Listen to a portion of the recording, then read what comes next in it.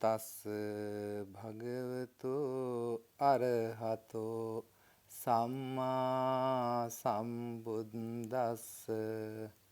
Homage to the fully enlightened Buddha.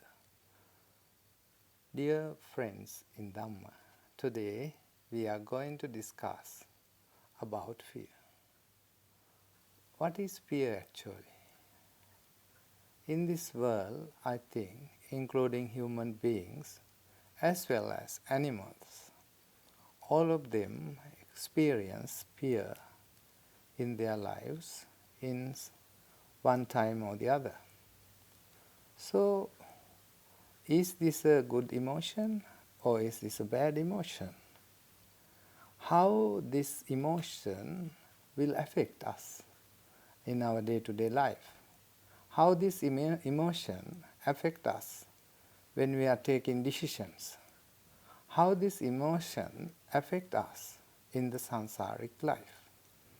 So, dear friends, in the Dhamma, we have to see fear has both a negative as well as positive results or positive impacts, negative impacts to our life.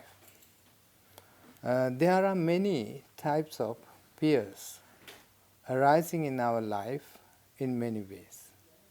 Some fears are imposed by our elders, such as our teachers, our parents, and our neighbors. When we are very young, in order to control our behavior, some parents, some neighbors, some teachers make us afraid of many things, make us afraid of police, make us afraid of ghosts, make us afraid of some unknown things and animals, so that we are just get control.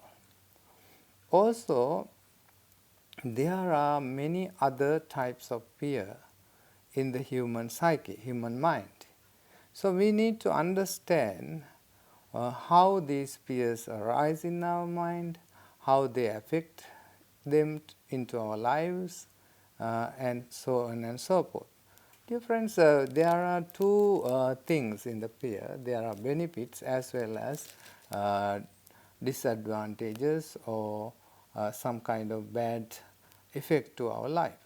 For example, we have many fears like fear of life. Somebody might come and kill ourselves, or fear of injury. These are physical kind of fears. And also, apart from this physical kind of fears, there are so many other fears which are called mental fears. So, some sort of fears we have in our life is losing our loved ones, or try to associate with who do not like, so we have to be with them or deal with them. So this kind of fear. Then for students, when they are doing exams, they have fear of failing the exam, and this fear of failure make people to suffer a lot, because when you are taking decision, you need to have some amount of bravery, some amount of courage, so that you are not scared of failures.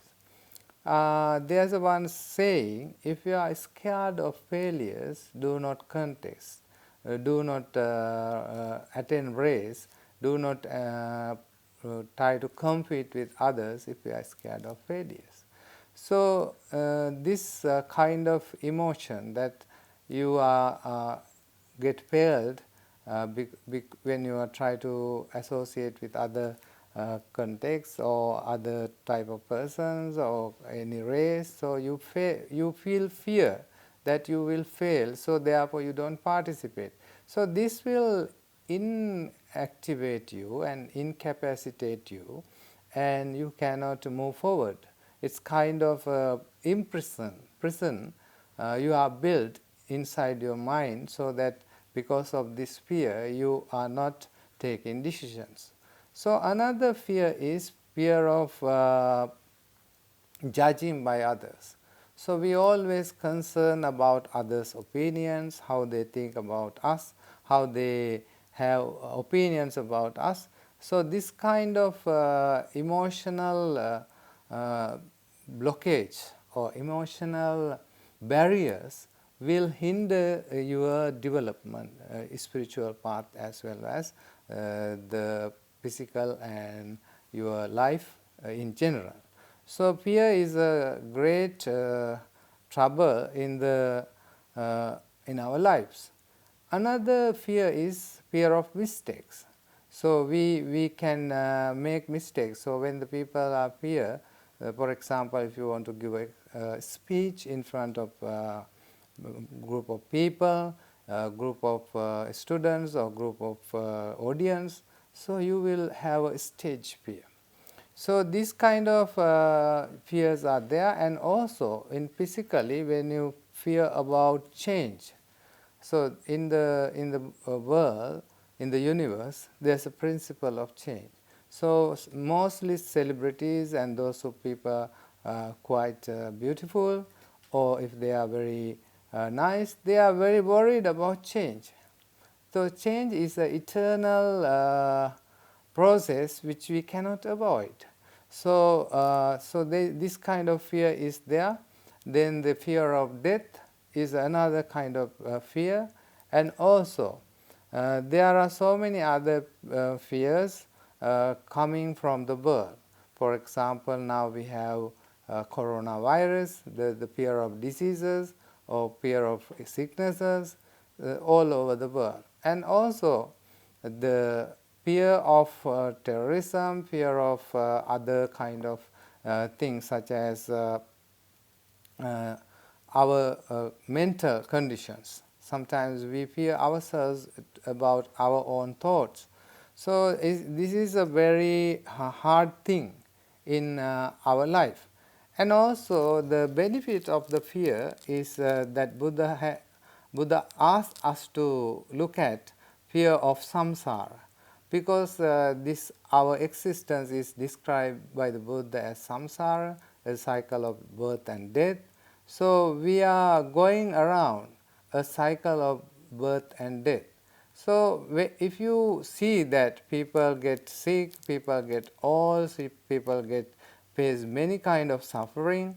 So if you see these sufferings and create a fear in your mind, so that you want to get out of this sansaric life, you want to get rid of this sansaric life, then it will help you to overcome the sansaric journey, shorten the sansaric journey. You can avoid the sansaric journey by cultivating the 10 perfections, 10 principles of to be enlightened.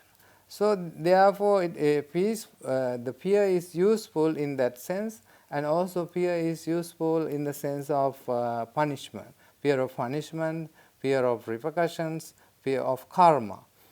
This kind of fear is very useful, but most of the time fears are sometimes very irrational, unreasonable, and hinders your progress. For example, fear arising about future. Most of our fear are arising from the future, because we worry that if I do like this, something will happen to me, or if I say something like this, something will happen to me. This kind of futuristic worrying, futuristic restlessness create intense feeling of fear inside you, inside us. So it is very important for us to develop how to overcome this fear. So once Buddha met a Brahmin called Janusoni in Abhaya Sutta.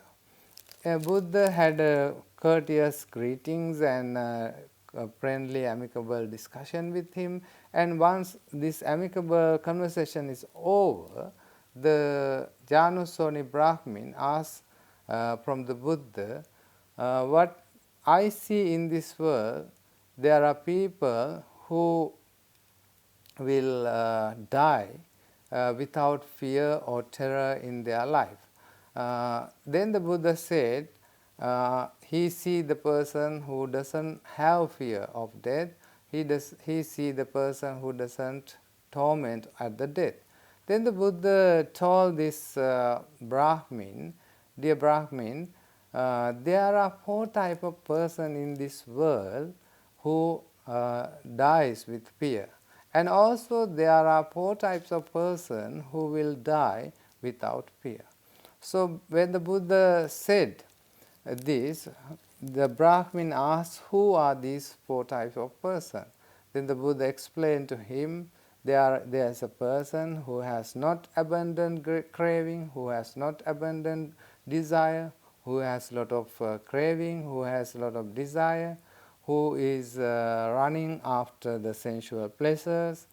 And this person, suppose he was gravely ill and he is very sick, and he is come down with this sickness, and he is at his deathbed.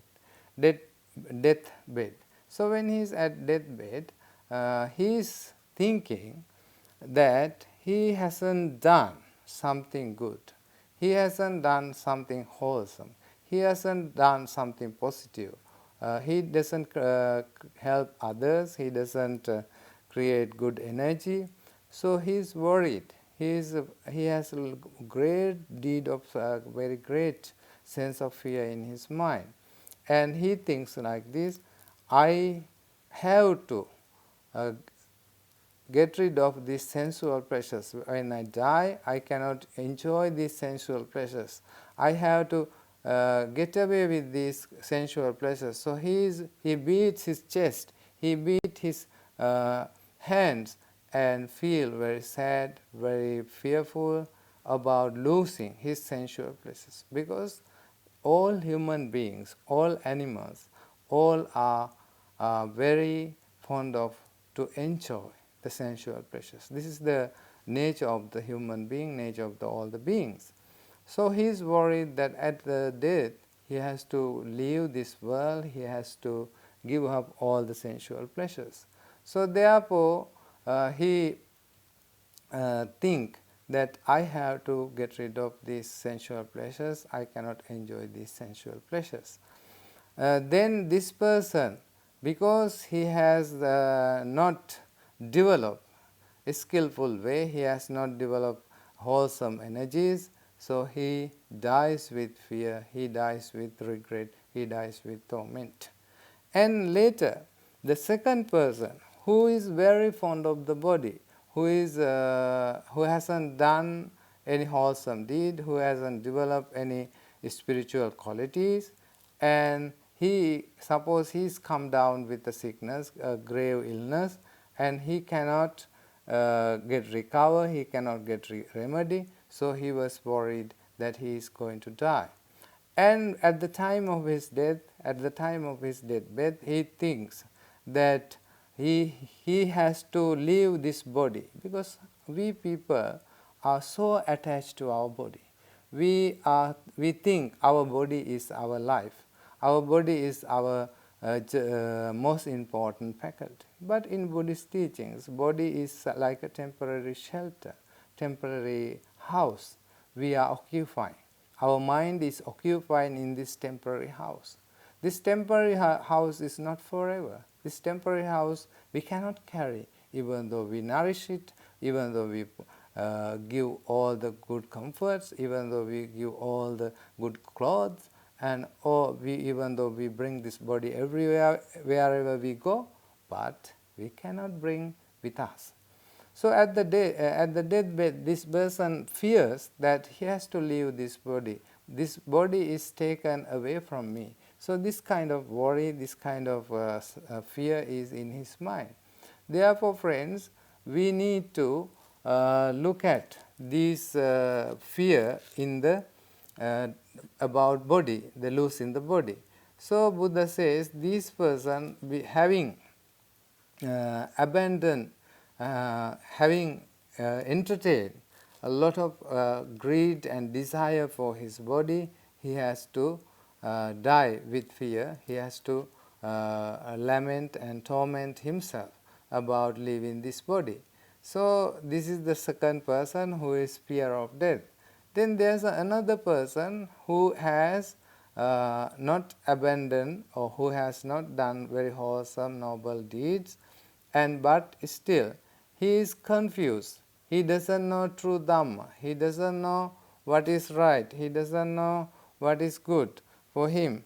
And therefore, this person worried that furthermore, there is case of person, doubt, perplexity. He doesn't know the true Dhamma. He doesn't know what is right. He doesn't know what is wrong. So, this person is confused and he cannot do any skillful means, because during his life he hasn't done very skillful deeds, skillful means. He hasn't practiced the noble Dhamma. So he has this perplexity, confusion. He is dying with confusion. Because of this confusion, he is very nervous and he is very fearful. He has a lot of and also those who are savage and not cultivating good qualities, those who are not giving protection to those who are under fear, those who are under stress, those who are nowadays, there are so many peoples are suffering. There are many refugees. Some people live in great fear of terrorism acts, bomb explosions, and external diseases. So we need to give comfort, and we need to give some sort of redress, some sort of relief to those people who are suffering. So if you are brave enough, and if you are careful enough and caring enough to give some good protection, some good attention to those who are in fear, and release their fear. And in Buddha's own life, Buddha himself has one mudra called Abhaya mudra. Buddha always give world the protection. He is the one who is fearless. When he was under the Bodhi tree on the full moon day of Vesak, he was meditating under the Bodhi tree. There were a lot of Maras, or the evil one, come him to tempt him and also to disturb his process of meditation, process of purification of his mind. So in this event, in this moment, there were Maras, or the evil one, and 3 daughters came. This is a symbolical factors explaining that the struggle Buddha went through. And they were making a lot of noises, they were making thundering, lightning, and also apart from that there were many imaginary things performing there to see the Buddha, so that his sensual pleasures are aroused, his erotic feelings are aroused. So in these moments, Buddha did not move by these kinds of external things.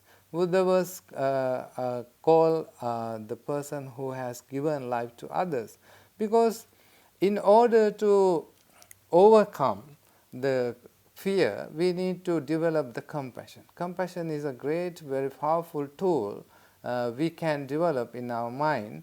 When you develop the karuna, the compassion towards all beings, that helps you to overcome the fear. So when Buddha was meditating under the Bodhi tree, all these the evil one's daughters and evil one, Tanha, Rati, Raga, all of them were dancing and try to make Buddha move away from his intention to become Buddha. But Buddha determinedly told them, you cannot disturb me, because I have completed my 10 perfections, I have developed my wisdom, so I can see you are trying to disturb me, but you cannot. You cannot disturb me.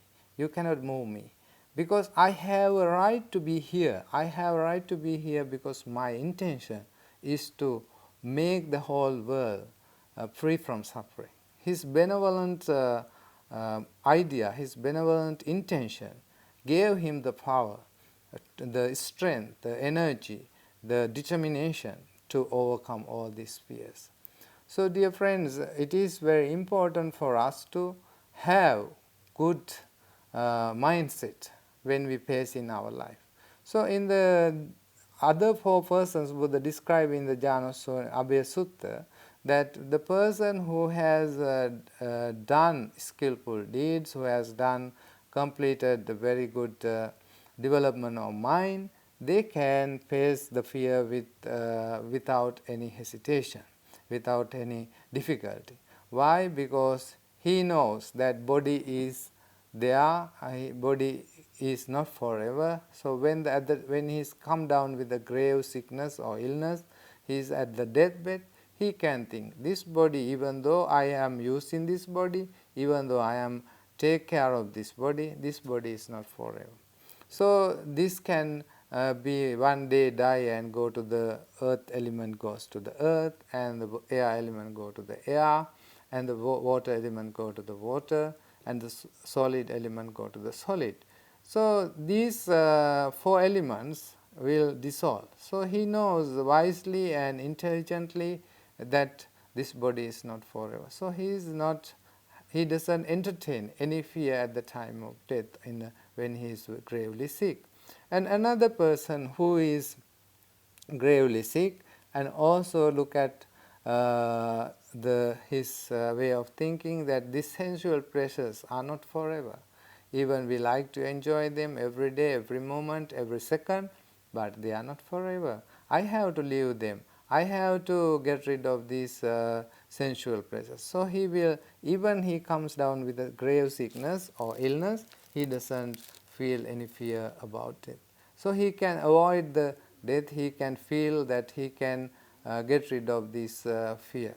So he doesn't worry about that. Then the other person who has practiced the Dhamma, who has understand the right and wrong, who has understand the wholesome deed and unwholesome deed, so he can get rid of these unwholesome deeds, and during his lifetime he has practiced wholesome deeds.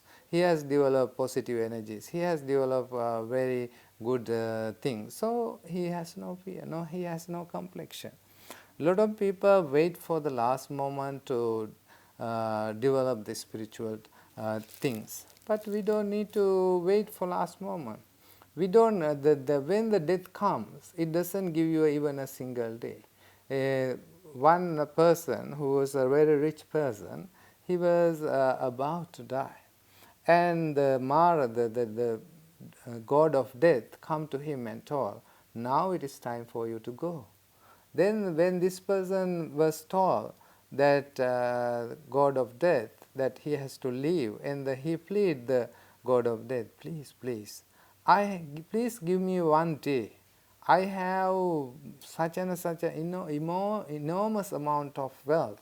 I will give you that all of my money. Please give me one day. I want to do some duties to my daughter, my wife." And then the god of death said, "No, no, no, no. I cannot give you any time for you. You have to go now."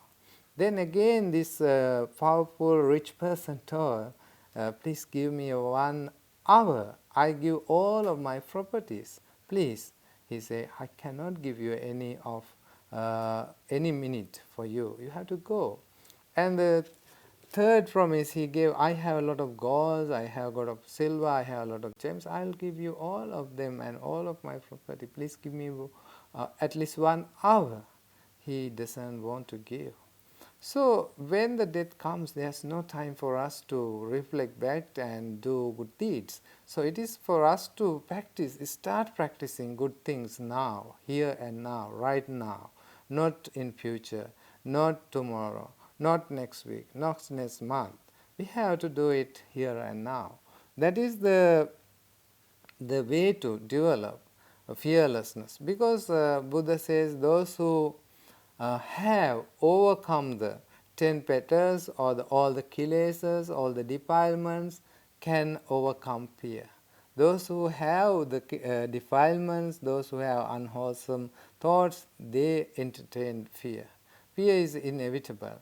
But fear, we have to think that fear can be overcome by our mind. Think of when Buddha says in one sutta, "Bhayang va chambitattang va," if you have any fear, if you have any kind of dreadfulness, feeling any danger, think about the Buddha, think about the Dhamma, think about the Sangha. Why? Because Buddha was able to live even in the graveyards. He walk even in the middle of the night through the forest, through the graveyards. He wasn't scared, he wasn't feared. So think about Buddha's good virtues, good qualities, that will give you a confidence to overcome the fear. That will give, think about the good qualities of Dhamma, that will is the medicine that will help you to overcome the fear. So in these ways, and also we have to look into the emotion itself. We have to look into the how fear arising in our mind, how fear is sustaining in our mind, how fear goes away from our mind. Because fear also not permanent. It comes and go. It comes into our mind, appear in our mind, maybe stay 1 hour, 2 hours, 1 day, 2 days, 3 days, it will disappear. So these are emotions, they are not permanent, they are not forever, but we should have courage and sense of security in our mind through developing Dharma, through going through Dharma. If you develop our life through Dharma, you can develop some qualities, some kind of immune to face the fear. This is called anavajja sukha, the happiness or the security you feel safe through behaving righteously. If you behave righteously, then you can understand, you can face the life even if you have fear. So Buddha said, Sabbe tasanti dandasa, everybody fear of punishment, Sabbe bhayanti machuno, everybody fear of death, attanang upamankata, having oneself taking as example, having oneself setting up the example for others to see that one should not make others fearful. Some must give abhedana. Abhedana is in Buddhism is giving life or giving fearlessness. Bhaya means fear, abhaya means no fear.